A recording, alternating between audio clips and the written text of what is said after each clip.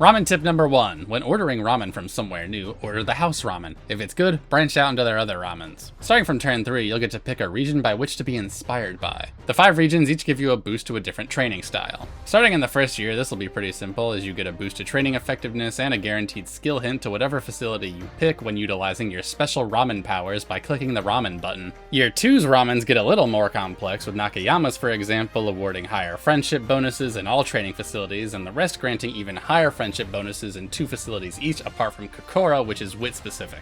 You'll also note that a duplicate of one of your supports will appear in a specified training, provided you have at least 4 support card types. Year 3 selection has even more ramen to choose from, effectively being slightly different variances on both the Year 1 and 2 ramens with higher effects. The same duplicate support effect also carries over from Year 2, but we also get a boost in skill points gained. Ooh, skill points. Now you may be wondering what the most optimal path for all this is. Generally speaking, in Year 1, you want to pick the ramens that boost speed, stamina, and wit on account of the fact that power and guts will get healthy contributions from the former 2. For the second year, the Nakayama ramen that boosts all 5 stats is basically a must. Since none of the other options influence speed, we must then pick speed light, power, and since guts isn't a real stat, I'm gonna pick Hanshin ramen for stamina and power and then Kokora for wit. For the third year, you get a bunch more to choose from.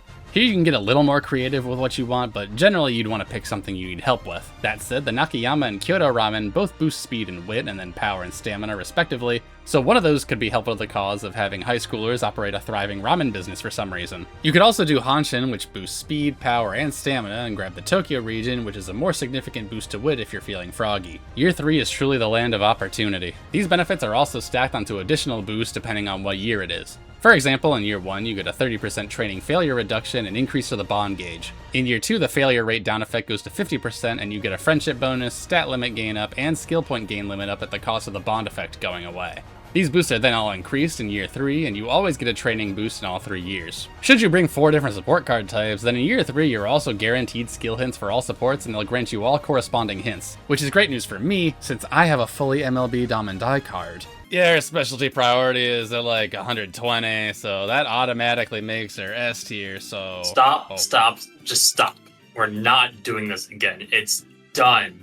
At this point, the card isn't even that cool anymore. When it comes to global, I'm gonna sell each copy I get of it for horseshoes because of you. Yo! The ramen button should pretty much always be pressed when you A, have a lot of and/or can get a lot of supports at a facility, and B, are gonna get a lot of stats out of it. But how do we get ramen? How? Ramen tip number 2. The egg is the best part of the ramen, but if you're like me and save your favorite part of the meal for last, you're just gonna have to swallow your pride a little bit. And the egg. According to the ramen gauge, in order to make ramen, you need noodles, broth, and toppings.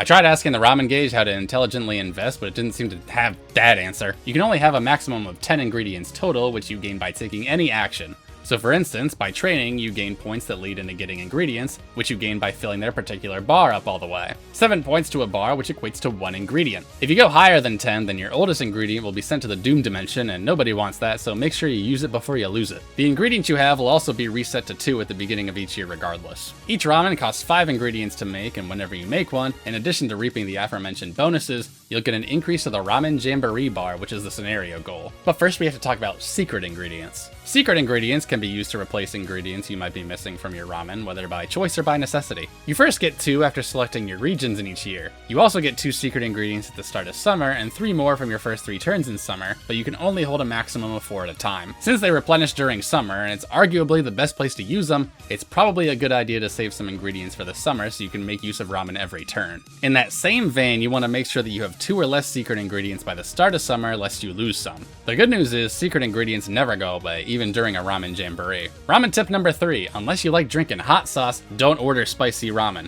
Worst mistake of my life. Ramen jamborees all occur at the end of each year and require different amounts of points to achieve a great success. Year 1 requires 1,500 points, Year 2 3,000, and Year 3 3,500, but you actually want to aim for 5,000 for the super success. These points reset at the end of the jamboree, so once Year 2 hits, you'll need to go from 0 to 3,000 as opposed to starting at 1,500. Obviously, you want to succeed here to get a plethora of rewards of the highest caliber. You'll also get your facility level ups at the end of each jamboree. Before the URA finale, you get to pick a super ramen to make, which has absolutely insane effects. 150% friendship bonus goes wild. The differences these 3 offer are the types of facilities they support and the type of skill they grant. I almost always default to the middle one since it grants a generic skill and speed and stamina boosts. I'm actually the one making those for you because I think you've earned a break from using ingredients, so don't worry, I'll automatically make them for you every turn. Which is also to say, make sure you use all your ingredients before the URA finale. Like many of the scenarios before it, if you aren't bringing the legally mandated scenario friend card, then you're missing out. Tazuna gets you insane boosts to filling the ingredient bar during training and after selecting a region,